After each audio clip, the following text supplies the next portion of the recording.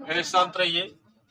ये छोटे वाले की त्रिज्या स्मॉल ए थी क्या, और बड़े वाले की त्रिज्या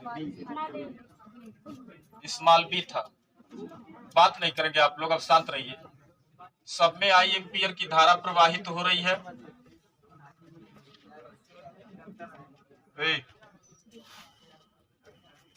आई एम्पियर की धारा प्रवाहित हो रही है।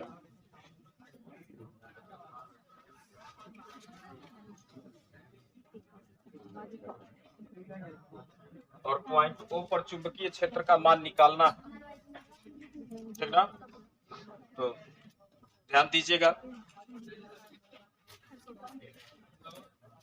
ये देखा जाए तो हम आपको बताए थे, सुनिएगा। अगर ये एक वृत्त है, इसकी त्रिज्या स्मॉल ए है, इसमें इधर से आई एम्पियर की धारा प्रवाहित कराई जा रही है। बीच में थोड़ा सा जगह है, लेकिन ये ऐसे मान सकते हैं कि ये पूरा वृत्त है। और जब आई एम्पियर की धारा प्रवाहित होगी, ठीक ना, तो इसके केंद्र पर चुंबकीय क्षेत्र का मान B बराबर μ0/2 और I बटे कितना हुआ था, A हुआ था। शांत रहिएगा, देखिएगा, बोर्ड पर देखो यार। ये वृत्त के केंद्र पर चुंबकीय क्षेत्र का मान था, पूरे वृत्त के कारण उसके केंद्र पर आप आधा वृत्त कर देंगे तो ये B बराबर μ0/4 और I बटे A हो जाएगा। ठीक, अगर इसका भी आप आधा कर देंगे, ठीक ना, इसका भी आधा कर देंगे तो ये μ0/8 और I बटे क्या हो जाएगा। सही है। अब सुनिएगा, देखा जाए तो ये कितना डिग्री का एंगल बनाएगा सेंटर पे, 90 डिग्री का। ठीक, ये पूरा सर्किल था और पूरे सर्किल का ये 4 पार्ट बराबर बांटा गया है, 1 2 3 4। अगर सबको मिलाएंगे तो 4 गो और बनेगा, तो को टुकड़ा बनेगा 8 गो। 8 गो से पूरा एक सर्किल बनेगा कि नहीं बनेगा।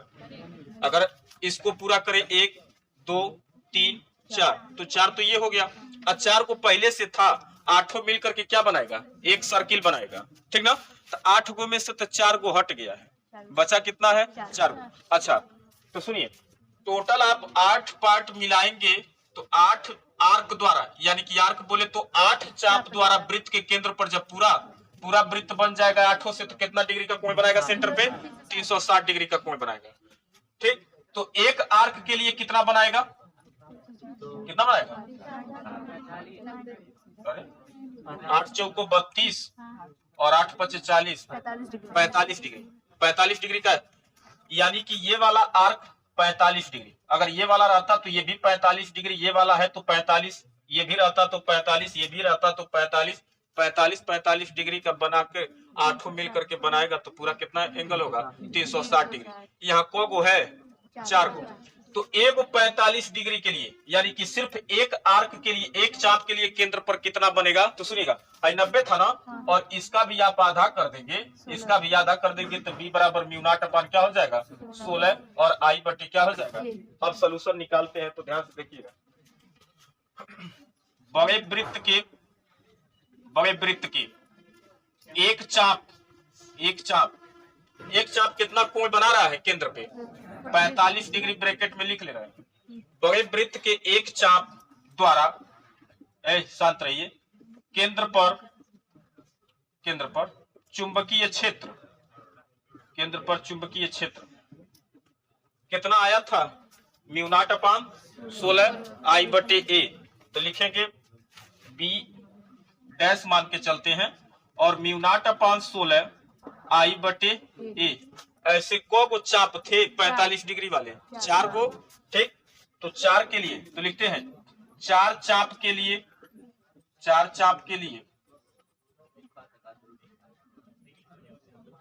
उसको B1 मान लेते हैं।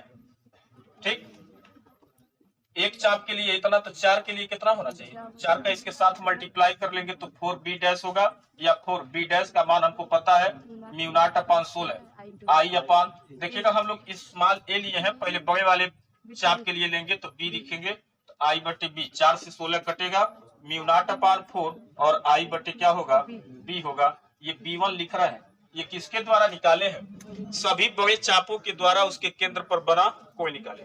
आइडिया क्या बताए आपको, हम ये बताए कि अगर 4 गो चाप था, 4 गो और मिला देंगे तो 8 चाप होगा। 8 चाप द्वारा वृत्त के केंद्र पर बना कोण 360 डिग्री है, तो एक चाप द्वारा 45 डिग्री है। लिखे हैं बड़े वृत्त के एक चाप यानी कि 45 डिग्री द्वारा केंद्र पर चुंबकीय क्षेत्र, तो आप आधा करते गए हैं तो देखे हैं कि 45 डिग्री का जब ये चाप रहेगा तो वो वृत्त के केंद्र पर कितना चुंबकीय क्षेत्र उत्पन्न करेगा, म्यू नॉट अपान 16 आई बटे, सही बात है, ठीक। तो ये एक चाप द्वारा म्यू नॉट अपान 16 आई बटे बी था, ठीक ना। तो को था ऐसा 4 गो, तो एक के लिए इतना, तो 4 के लिए सीधा 4 का क्या कर लेंगे, गुणा कर लेंगे। और देखिएगा चुंबकीय क्षेत्र की दिशा देखेंगे तो हम बताए थे कि धारा की दिशा में चारों उंगलियों को मोड़ेंगे तो अंगूठा किधर जा रहा था, अंदर की ओर, यानी कि हर चाप के लिए चुंबकीय क्षेत्र की दिशा किधर होगी, अंदर की ओर होगी, और अंदर की ओर चुंबकीय क्षेत्र की दिशा को हम क्रॉस द्वारा प्रदर्शित करेंगे। अब आप लिख सकते हैं, क्या लिख सकते हैं, इसी प्रकार, यानी कि इसी को रिपीट कर देना है, इसी प्रकार छोटे वृत्त के लिए या छोटे चाप के लिए, या चापों लिखते हैं यानी कि सभी के लिए चुंबकीय क्षेत्र,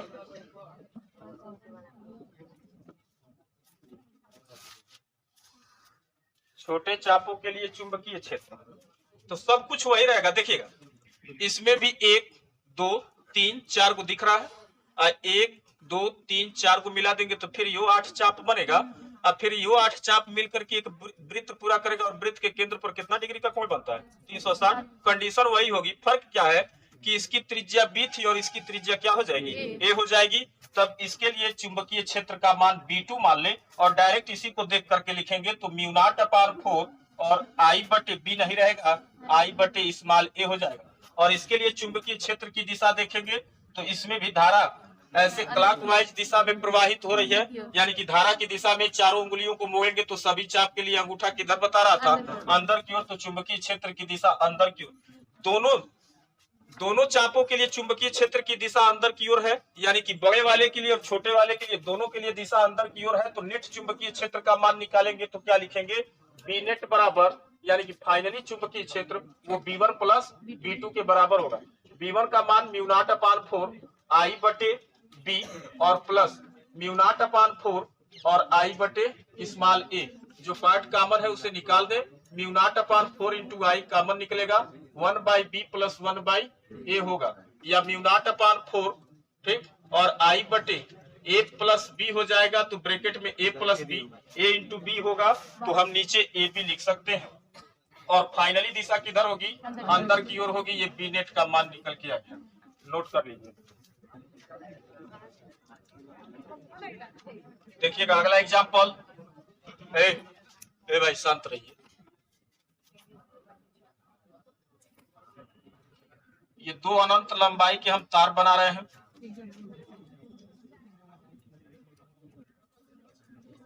इनफाइनाइट लेंथ।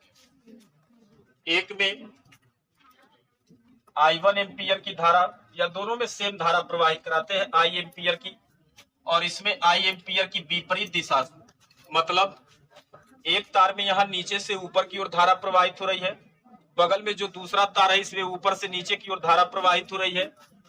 यहाँ मान लीजिए एक पॉइंट हम लिए हैं P, जो पहले, अरे यार चुप रहो यार तुम लोग, भाई चुप रहो यार,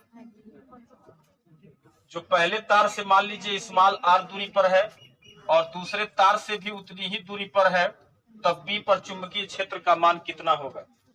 देखिए सब लोग इधर देखो, आपको हम फार्मूला बताए कि अनंत लंबाई का वायर है, ठीक, और इसमें I एम्पियर की धारा प्रवाहित हो रही है, तो इसके बगल में किसी पॉइंट पर r दूरी पर चुंबकीय क्षेत्र का मान हम निकाले थे, तो बताए थे परिमित लंबाई का फार्मूला लगा करके हम बोले थे कि इसके सिरों को जब आप अनंत से मिलाने जाएंगे तो एक बगलिया हम समांतर रेखा खींचेंगे, क्योंकि 2 समांतर रेखाएं अनंत पर मिलती हैं। तो φ1 और φ2 का मान कितना बन गया था, 90, और मान रख करके जब सॉल्व किया गया था तो अनंत लंबाई के तार के कारण चुंबकीय क्षेत्र का मान म्यू नॉट अपान 2 पाई और आई बटे, और हम आपको आइडिया बताए थे कि अगर इसमें से पाई हटा देंगे तो वृत्ताकार लूप के केंद्र पर चुंबकीय क्षेत्र का मान बताने लगेगा। और पाई अगर लगा देंगे, ठीक ना, तो ये अनंत लंबाई के तार के कारण चुंबकीय क्षेत्र का मान बताएगा। तो ये है अनंत लंबाई के तार के कारण चुंबकीय क्षेत्र। अगर आप इसके लिए चुंबकीय क्षेत्र का मान B1 मानते हैं और इसके लिए चुंबकीय क्षेत्र का मान B2 मानते हैं, तो इसी फार्मूले का हम यूज करेंगे और B1 का मान निकालेंगे। तो लिखते हैं B1 बराबर म्यू नॉट अपान 2 पाई आई बटे, कितना दूरी पर निकालना था, R दूरी पर, तो I बटे R होगा। एक बात और, तुरंत ये तो अभी हम चुंबकीय क्षेत्र का मान निकाले हैं, अब इसकी दिशा देख लेते हैं। तो ध्यान से देखिएगा, धारा की दिशा में आप अंगूठा लगाएंगे, दाहिने हाथ का हथेली नियम नंबर 1 यूज करेंगे।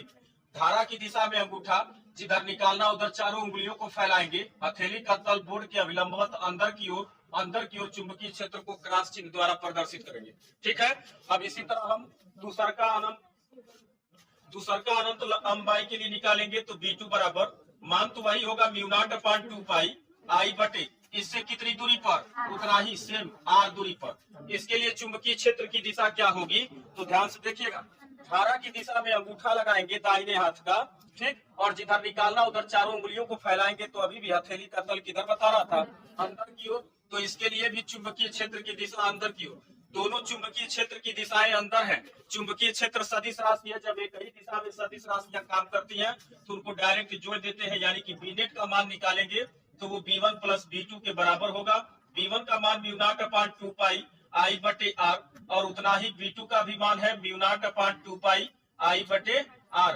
जब सेम में सेम जोड़ते हैं तो वैल्यू डबल हो जाती है, मान डबल हो जाएगा, डबल यानी कि 2 गुना हो जाएगा। तो म्यू नॉट अपान 2 पाई और आई बटे R होगा, 2 से 2 कटेगा, म्यू नॉट अपान पाई और आई बटे R होगा। ये बी नेट यानी कि फाइनली चुंबकीय क्षेत्र का मान। दिशा किधर होगी, जब दोनों की दिशा अंदर की ओर थी तो इसकी भी दिशा अंदर की ओर होगी।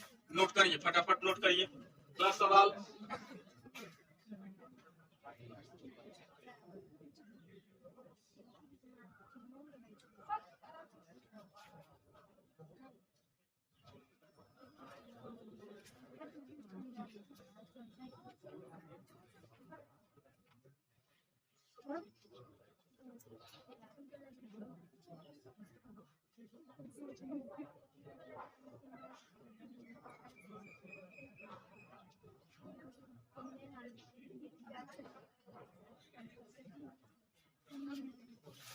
देखिएगा अगले सवाल को। ये वृत्ताकार धारावाही लूप है, सुनिए, यहाँ बीच में बहुत थोड़ा सा गैपिंग छोड़ा गया है, यानी कि दोनों टच नहीं है आपस में, ठीक ना, यहाँ छूटा हुआ है। ये अनंत लंबाई का वायर है, इनफाइनाइट से आ रहा है, इसे मोड़ करके एक पूरा वृत्त बनाए हैं, लेकिन वृत्त को आपस में टच नहीं होने दिया गया है, थोड़ा सा यहाँ गैपिंग छोड़ा गया है, और फिर ये वायर घूम करके इनफाइनाइट पे पहुंच रहा है। अगर इस वृत्त की त्रिज्या R है तो पूरे निकाय के कारण केंद्र O पर चुंबकीय क्षेत्र का मान ज्ञात कीजिए। सॉल्व करें आप लोग, दिमाग लगाइए। ये एक तरह से पूरा वृत्त है, ठीक, इसमें से थोड़ा सा पार्ट हटा है तो हम इसको लगभग पूरा वृत्त मान सकते हैं, थोड़ा सा हटने का कोई मतलब नहीं है। और आपको पता है इस वृत्त की त्रिज्या R है और इस वृत्त में I एम्पियर की धारा प्रवाहित हो रही है, तो वृत्त के केंद्र पर चुंबकीय क्षेत्र का मान हम आपको बताए थे। इसके लिए चुंबकीय क्षेत्र हम B1 मान लेते हैं, और B1 का मान लिखेंगे तो बोले तो पूरे सर्किल के कारण चुंबकीय क्षेत्र का मान केंद्र पर तो कितना होता है, म्यू नॉट अपान 2 और I बटे R होगा। ये पूरे सर्किल के कारण केंद्र पर चुंबकीय क्षेत्र का मान है। अब ध्यान से सुनिएगा, इधर देखिए, ये एक सिरा इसका अनंत पे आ रहा है, दूसरा सिरा हमको पता है, यानी कि ये अर्ध अनंत लंबाई का वायर हो गया, और इस तार के जस्ट ऊपर ही ये पॉइंट है, तार के जस्ट ऊपर। हाँ जी, सुनिए एक बात बताए, एक नंबर बात, पहले बतिया सुन लो। ये पूरा वृत्त है, सिर्फ यहाँ थोड़ा सा गैपिंग इसलिए बनाया गया है कि ये करंट टच ना हो आपस में, यहाँ से धारा आए और यहीं से घूम करके इस वायर से होते हुए फिर यहाँ से रिटर्न होके जाए। तो इतने बड़े वृत्त की तुलना में इससे सिर्फ थोड़ा सा गैपिंग करके हटाया गया है, तो पूरा वृत्त की तरफ व्यवहार करेगा।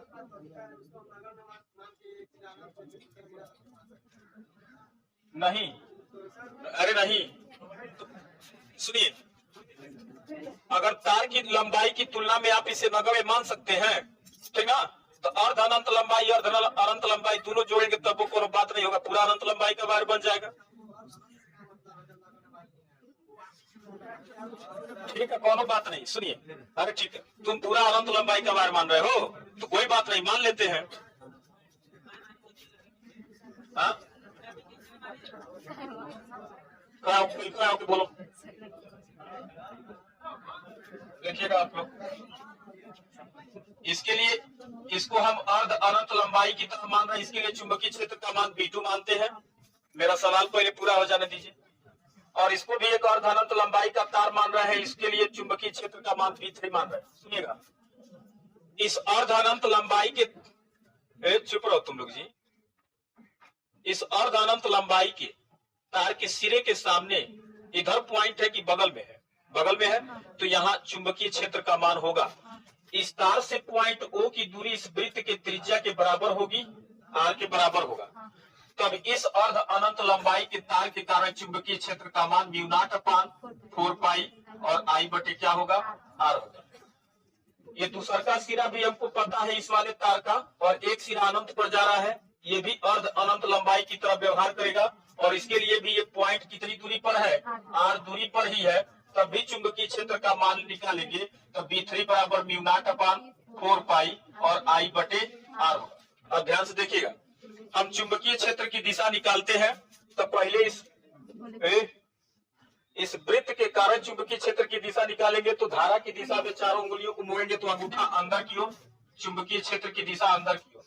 ये अर्ध अनंत लंबाई के कारण R पर चुंबकीय क्षेत्र की दिशा निकालेंगे, तो धारा की दिशा में अंगूठा लगाएंगे, जिधर निकालना उधर चारों उंगलियों को लगाएंगे। हथेली का तल किधर आ रहा था, बाहर की ओर, तो इसके लिए चुंबकीय क्षेत्र की दिशा बाहर की ओर। दूसरा के लिए धारा की दिशा में अंगूठा लगाएंगे, जिधर निकालना उधर चारों उंगलियों को, अभी भी हथेली का तल बाहर की ओर, तो ये चुंबकीय क्षेत्र की दिशा बाहर की ओर। अब देखिएगा, B2 और B3 दोनों दिशा बाहर की ओर है और B1 का दिशा अंदर की ओर है। दोनों एक दिशा में बाहर की ओर है, तो पहले दोनों जोड़ दें, यानी कि B2 प्लस B3 जोड़ेंगे, ठीक ना, तो ये μ0/4 पाई I बटे R में फिर जोड़ेंगे μ0/4 पाई I बटे R, सेम में सेम जोड़ते हैं, मान डबल हो जाएगा, μ0/4 पाई I बटे R होगा, 1 2 से 4 कटेगा, ये μ0 क्या हो जाएगा 2 पाई और I बटे R। ये B2 प्लस B3 था। अब ध्यान से सुनिएगा, पहले तो हम इन दोनों को जोड़ दिए, इनकी दिशा किधर थी, बाहर की ओर, और इसकी दिशा किधर है, अंदर की ओर। अब इसे हम B' मान लेते हैं। अब ध्यान से सुनिएगा, इसकी दिशा अंदर की ओर और इन दोनों को जोड़े हैं दिशा बाहर की ओर। अब एक ही पॉइंट पर दो सदिश, एक अंदर और एक बाहर काम कर रहा है, पता करेंगे बड़ा कौन है और छोटा कौन है। तो देखिएगा, यहाँ μ0/2 है, यहाँ μ0/2 पाई है, पाई का मान 3.14 होता है, नीचे वाला मान बढ़ जाएगा, I बटे R दोनों में था, 3.14 मान बढ़ेगा, और ज्यादा मान से भाग करेंगे तो मान क्या हो जाएगा, छोटा हो जाएगा, यानी कि B' छोटा है, ठीक ना, किससे, B1 से। तो फाइनली B नेट का मान निकालेंगे, तो आप बड़े वाले सदिश यानी कि ऊपर वाले में से नीचे वाले को घटाएंगे, तो ये B' होगा। B1 का मान हमको पता है μ0/2 I बटे R था, और माइनस B' का मान पता है μ0/2 पाई और I बटे R है। जो पार्ट कॉमन मिलेगा उसे लिखते हैं, B नेट बराबर μ0/2 दोनों में कॉमन है, बाहर निकलेगा, I बटे R कॉमन है, बाहर निकलेगा, ये टोटल बाहर निकल गया, कुछ नहीं बचा तो 1 माइनस यहाँ पाई बचेगा 1/पाई, ठीक। B नेट बराबर क्रॉस गुणा कर देंगे, तो देखिएगा पाई का गुणा 1 में करेंगे तो पाई माइनस 1 बटे पाई होगा, जो नीचे वाला पाई है उसको इसके साथ ले ले तो μ0/2 पाई और I बटे क्या होगा R, ब्रैकेट में 1 माइनस पाई माइनस 1 हो जाएगा। अब सुनिएगा, हम अभी सुनिए, एक लड़का बोला कि सर जी आप जब इसको पहले ही नगण्य मान करके पूरा वृत्त के लिए आपने चुंबकीय क्षेत्र का मान निकाला है, तो जब ये नगण्य है तो ये अर्ध अनंत लंबाई ना होकर के पूरा अनंत लंबाई हो जाएगा, तब भी कोई दिक्कत नहीं होगा। केंद्र के लिए वृत्त के लिए तो चुंबकीय क्षेत्र का मान इतना होगा, और ये पूरा अनंत लंबाई का वायर हो जाएगा, तो अनंत लंबाई के तार के कारण चुंबकीय क्षेत्र का मान क्या होता है, μ0/2 पाई I बटे R। इसके लिए ये पूरे अनंत लंबाई के तार के लिए चुंबकीय क्षेत्र की दिशा बाहर की ओर और सर्किल के लिए चुंबकीय क्षेत्र की दिशा अंदर की ओर। यानी कि ये को अंदर की ओर, और ये कहाँ होगा पूरे अनंत लंबाई के तार के कारण बाहर की ओर। सबको छोड़ दे, सिर्फ इन दोनों को सॉल्व करेंगे तभी सोल्यूशन वही निकल के आएगा, क्योंकि यहाँ दोनों फिर जोड़ा गया था, आधा अनंत लंबाई आधा अनंत लंबाई, तो वो अनंत लंबाई हो गया था। और जो अलग करना चाहता है वो अलग भी कर सकता है, और जो दोनों को पूरा अनंत लंबाई मान सकता है वो भी मान सकता है। सोल्यूशन में कोई अंतर नहीं होगा।